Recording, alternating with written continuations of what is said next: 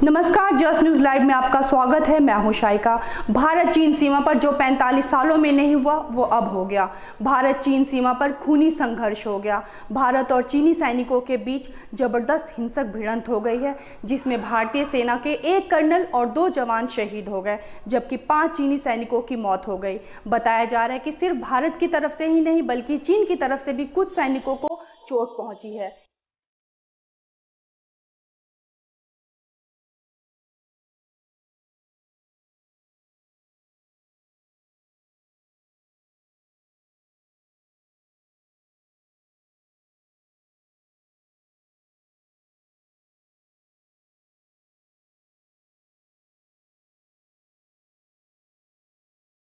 इस झड़प के दौरान कोई गोली नहीं चली है, यानी हाथापाई हुई थी। झड़प में चीन की सेना को भी नुकसान पहुंचा है। सवाल यह है, जब एलएसी को लेकर भारत और चीन के बीच कई दौर की बातचीत के बाद चीनी सैनिकों की वापसी की प्रक्रिया शुरू हो गई थी, तो फिर हिंसक झड़प कैसे हो गई?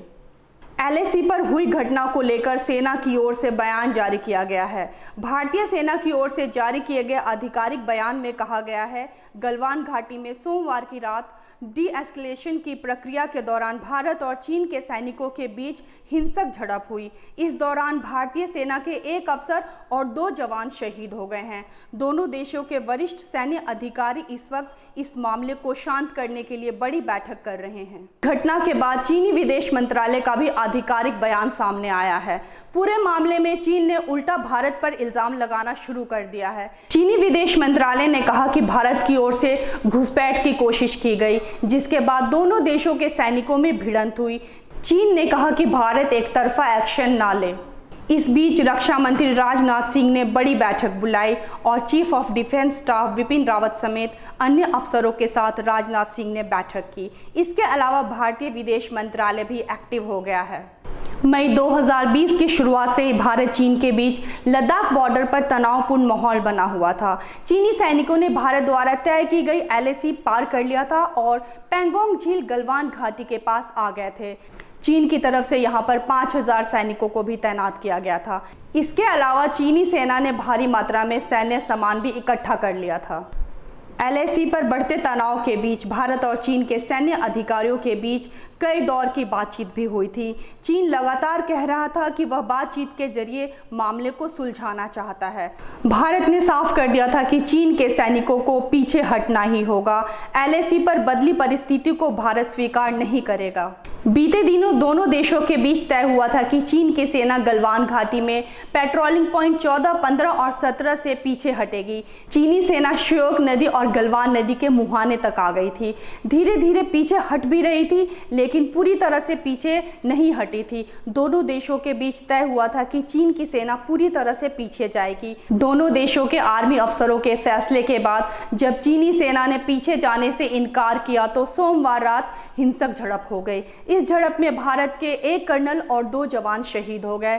चीन सीमा पर स्थिति तनावपूर्ण बनी हुई है। इस बीच मामले को शांत करने के लिए दोनों देशों के वरिष्ठ सैन्य अधिकारियों के बीच बड़ी बैठकों का दौर जारी है।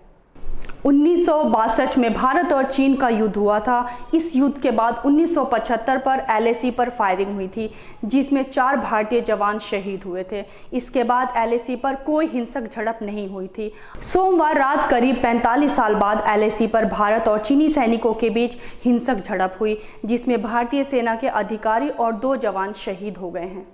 लद्दाख में भारतीय जवानों की शहादत के बाद अब विपक्ष की तरफ से भी सवाल खड़े किए गए हैं। कांग्रेस नेता रणदीप सुरजेवाला ने ट्वीट कर कहा कि यह हैरान करने वाला, अविश्वसनीय और अस्वीकार्य है। क्या रक्षा मंत्री इसकी पुष्टि करेंगे?